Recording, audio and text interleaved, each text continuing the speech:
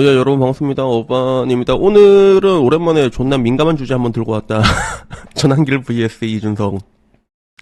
부정선거 의혹 7시간짜리 토론 여기에 대해서 얘기를 하려고 하는데, 사실 뭐 이게 굳이 안 해도 돼. 이 얘기는 안 해도 되는데, 왜냐면 우리 구독자 중에서 이준석 좋아하는 사람이 좀 많거든. 근데 나는 또 이준석을 별로 안 좋아하잖아. 별로 안 좋아하고. 그리고 그렇다고 이제 그러면 윤석열을 좋아하냐라고 했더니, 윤석열도 제가 라방에서 욕 많이 하잖아요, 제가.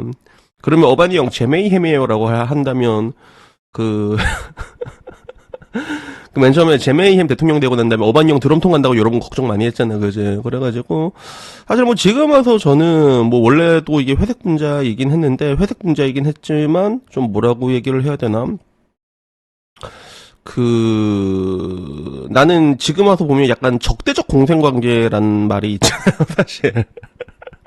난 이렇게 보여. 적대적인 공생관계로 지금 보고 있어가지고, 지금은 뭐 이제 정치 이야기고 잘 얘기를 안 하는 건데, 근데 이번에 전한질 이준석의 부정선거 의혹에 대해서는 이게 조금 한번 얘기할 만한 부분들이 있는 것 같아요. 물론 제가 7시간짜리를 다 보진 않았어요. 다 보진 않았는데, 여기에 대해서 제 생각을 좀 한번 얘기해보고 싶은 게 있어가지고 이야기를 하게 됐고, 그리고 일단은 토론을 제가 안 본 관계로 일단 GPT한테 요약을 해달라 했거든. 누가 이겼냐, 네가 보기에는 누가 이겼냐, 공명정대하게 얘기했는데, 라방에서도 내가 술 먹으면서 얘기했는데, 근데 토론으로 이준석을 이기는 건 쉽지가 않다고. 대한민국에서 토론으로 이준석을 이길 수 있는 사람은 많지가 않거든, 제가 봤을 때. 물론 뭐 전 좋아하진 않지만. 그리고 특히나 한길이 형 같은 경우는 약간 좀 저랑 좀 비슷한 느낌이 있어요. 약간 사람이 감정적으로 이게 좀 쉽게 변하는 그런 부분들이 있어가지고, 특히나 나 같은 사람한테 가장 쥐약인 게, 나 같은 스타일한테 가장 카운터가 이준석이거든. 나 같은 사람들 가장 카운터가 이준석. 근데 약간 그래갖고 토론인 할 때는 어떻게 보면 이제 기술이라던가 여러 가지가 필요하잖아. 토론 기술 여러 가지 스킬들이 있는데, 이 부분에 있어서는 좀 이게 한길이 형이 좀 밀리지 않을까 이렇게 생각을 했는데, 근데 뭐 여기 보면 전반적으로 GPT도 그렇게 판단을 하고 있더라고. 그래서 토론의 이 기본 구도를 요약을 하자면 거의 이게 세계관의 충돌이었는데, 전한길 쪽에서는 이상한 게 이렇게 많은데 의심도 못하냐, 시스템에 문제가 있다, 이거를 주장하는 쪽이었고, 이준석은 의심은 가능하지만 증거 없는 의혹은 민주주의의 파괴다라는 이런 입장이었다고 하더라고. 그래서 뭐 핵심 쟁점, 사전투표랑 본투표가 왜 이렇게 차이가 나냐라고 했을 때, 이게 1000명만 넘어도 결과는 소리만 듣는데 너무 다르지 않냐라고 했을 때, 사전투표자는 성향 자체가 다름, 모집단이 다른데 결과가 다른 게 이상하지 않냐, 통계 개념 오해를 시작을 했는데, 요거는 이준석 쪽이 내가 봐도 맞는 것 같아. 그러니까 통계의 표본이 똑같다면, 1000명 이상 통계학적으로 보면 1000명 이상 넘어가게 되면 통계의 표본만 똑같다면 거의 비슷한 결과가 나오게 돼 있거든. 근데 사전투표 같은 경우는 좀 이렇게 정치에 대해서 조금 좀 이렇게 열성적인 사람들도 많고, 그지? 꼭 투표를 해야 된다, 적극적으로 투표를 해야 되는데 여의치 않은 사람들이라든가 이런 사람들이 많잖아. 애초에 표본 자체가 조금 많이 다르다고 볼 수가 있지. 그래가지고 선거가 너무 다르다라는 얘기가 나와도 요거는 일단은 표본 자체를 똑같다고 보면 안 되니까, 이 부분에 있어서는 이준석이 말하는 게, 나는 뭐 이게 요렇게 얘기하면 논리적으로는 사실 그렇잖아. 표본 자체가 약간 이건 똑같은 게 아니라 다를 수가 있으니까. 그래서 뭐 요런 부분들에 있어서는 뭐 이준석 조금 우세했던 것 같고, 그리고 개표 시스템과 전자장비 의혹에 대해서 한길이 형은 불육이 전자개표기 개입 가능성에 대해서 미국도 해킹이 있지 않았었냐, 시스템을 의심받아야 발전한다라고 그런 관점이었고, 이준석은 한국은 전자투표가 아니다, 불육이 단순 보조, 최종 또 수개표를 한다, 의혹을 제기할 거면 재현 가능한 증거를 가져와라. 그래서 이 파트에서도 이준석이 기술적으로 확실히 좀 우세였다라는, 뭐 GPT 입장에서는 그렇습니다. 그렇게 얘기를 합니다. 그리고 부정선거를 주장한 게 왜 민주주의를 부정하는 거냐, 뭐 검증 요구 자체를 틀어막는 게 더 유효한 거 아니냐, 권력 감시 논리 강조, 그리고 이준석은 증거 없는 의혹 확산은 선거 불복 아니냐, 지면 부정선거, 이기면 공정선거냐, 사회적 비율을 강조했는데, 근데 저는 이쪽에서는 전한길을 한길형 쪽으로 난 좀 기우는 것 같아. 의심하고 검증 요구 자체를 틀어막는 게 훨씬 더 위험하다는 거지. 굉장히 이거 자체는 난 더 버킹 테러블하다고 생각하고, 이런 뭐 견제나 감시 이런 건 당연하다고 생각을 하거든. 근데 이거를 이제 사회적 비용으로 접근을 하기 시작하면 사실 그러면 답이 안 나오는 거지. 사회적 비용으로 일단 선거란 거 자체는 가장 중요한 게 공정성이라고 볼 수 있잖아. 근데 그거를 이제 이게 비용적으로 접근을 하는 거는 그거는 국회에서도 이번에 좀 이상한 일이 일어났었잖아. 국회에서 투표를 했는데 투표가 한 명이 더 나왔어. 근데 근데 그냥 넘어갔잖아. 사실 투표를 했는데 한 명 더 나왔는데 어떻게 보면 이것도 이번에 부정선거랑 비슷한 맥락일 수 있는데 국회에서도 투표가 한 명 더 나왔는데 근데 그냥 넘어갔거든. 그 선거 결과에는 아무런 결과를 미치지 않는다라는 이유로 넘어갔단 말이야. 그러면 나는 그런 게 있으면 그런 게 왜 일어났는지에 대해 가지고 좀 구조적으로 한번 이렇게 볼 필요가 있다고 생각하는 나는 그런 쪽이라 가지고 이 부분에서 나는 한길이 형 쪽으로 조금 더 기우는 것 같고 그리고 토론 방식에 있어서는 전환기는 감정 몰입이 올라가고 직관, 상식, 의문 제기 중심 이상하지 않냐를 계속 던지고 일반 대중에게는 감정이 잘 먹혔지만 결정타는 없었다는 게 단점이라고 하더라고. 통계나 시스템 설명에서 약간 좀 밀렸다고 하더라고. 질문은 많은데 답은 못 가져왔다. 이런 느낌이고, 이준석은 차분하고 논리 중심이고, 뭐 이렇게, 그건 그렇게 해석하는 게 아니다를 반복했는데, 태도가 비오는 느낌이다. 네가 몰라서 그래로 들리고, 음모론자 낙인 프레임을 사용을 했다라는 거에 단점에 대해 가지고, 이준석이 약간 깐죽거리는 거 엄청 잘하잖아. 이렇게 탁 긁는 거 있잖아.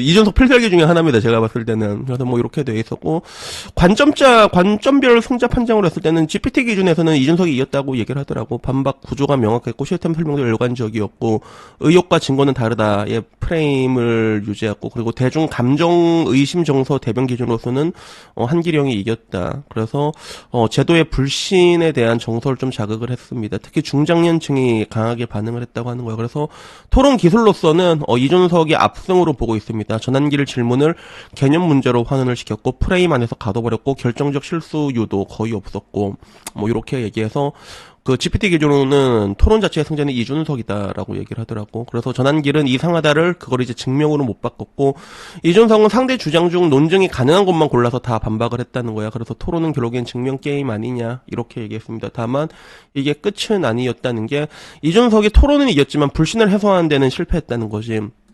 전길이 던진 질문 중 상당수는 팩트는 아니지만 국가가 설명해야 할 의무가 있는 질문이었다. 근데 그거를 음모론입니다라고 밀어버리면 요거는 납득하기 어려운 게 아니냐.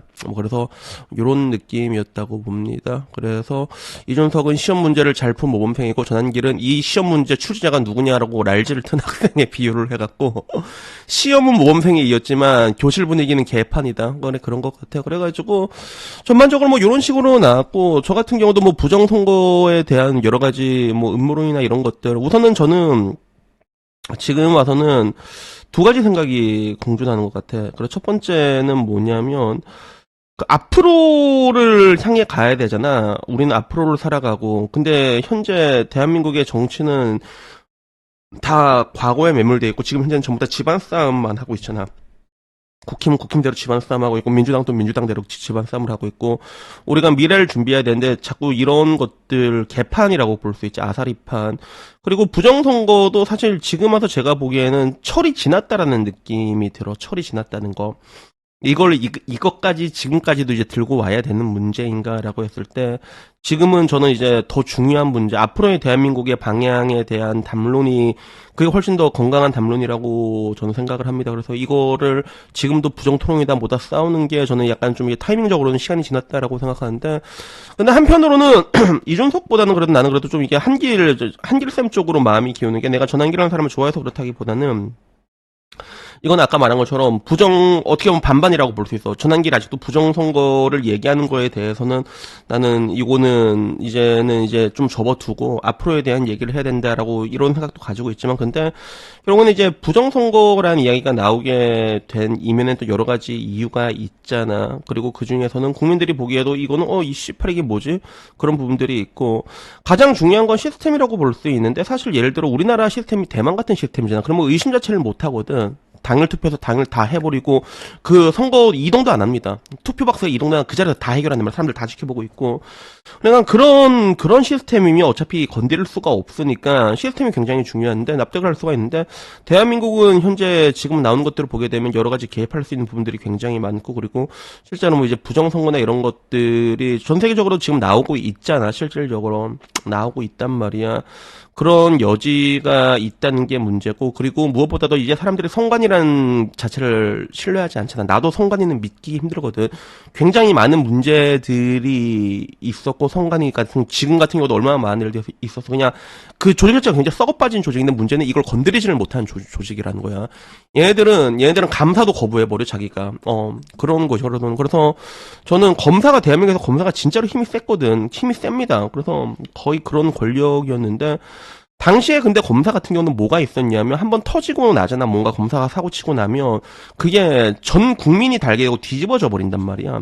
그리고 검사는 상대적으로 숫자가 적다 보니까, 그리고 지금 결과 와서 보면 이제 팔다리 잘려나가고 있잖아. 그래서 또 다른 문제들이 생겨나고 있잖아. 그러니까 결국엔 그 검사도 견제를 받는데, 선관위는 뭔데 이거를 지금 사람들이 이렇게 신뢰도도 거의 추락하고, 그지? 굉장히 많은 문제가 있는데 감사조차도 받지 않는가라고 했을 때, 저는 이게 더 신기한 게 왜 이게 그냥 넘어갔지라는 생각도 들어. 그러니까 부정선거와는 별개로 선관위는 특검 한번 만들어서 털어버렸어야 되거든. 그게 털면 존나 많이 나올 거야, 선관위도. 근데 그게 없이 지금까지 넘어온 게 난 좀 이게 좀 신기하더라고. 나는 굉장히 신기하다는 그런 느낌이 동시에 들었던 것 같아요. 그래서 뭐 오늘도 어떻게 보면 회색 결론이라고 볼 수가 있는데, 저는 근데 두 가지 마찬가지인 것 같아요. 일단은 선관위는 한번 털어야 된다고 난 생각하는 사람이에요. 그래서 특검도 우리가 왜 그래도 특검은 그럼 믿을 수 있냐라고 했을 때, 특검은 시스템 자체가 원래 그래요. 그러니까 특검을 꾸려나가는 게 사람을 선출하는 방식이, 그 여당에서 뽑고 야당에서 뽑고 이렇게 다 따로따로 뽑아요. 그게 따로따로 뽑고, 그리고 책임 검사를 우리가 알고 있는 건 사람처럼 이제 브리핑한 사람 한 명이지만 그 사람이 소사라는 게 아니야. 그 밑으로 여러 검사들이 있는데 그 검사들을 선정할 때도 정치적 성향이 없는 사람들을 일부러 뽑아. 정치랑 연줄이 없고 관계 없는 사람들이 있잖아. 좀 이게 조용하고 그냥 뭐 잘 조지는 사람들 있잖아. 이런 사람들. 그래서 과거에 그 중에 한 명이 윤석열이었잖아. 윤석열이 박근혜 조였잖아. 그래가지고. 그래서 그런 식으로 뽑아가지고 이렇게 하면 그 정도 그런 시스템이라면 아까 말한 것처럼 굉장히 중요한 건데, 근데 지금 선관위 시스템을 누가 믿을 수 있는가를 때문에 아무도 못 믿는다. 절반은 믿는다고 하지만 난 믿기엔 좀 많이 문제가 있다고 보거든. 그러면 이쯤 되면 진작에 한번 털었어야 되는 건데, 근데 이게 계속 지나오고 나니까, 그러니까 아직도 그 부정선거 이야기 계속 나오는 게 아닐까, 이 두 가지 생각이 동시에 있었던 것 같습니다.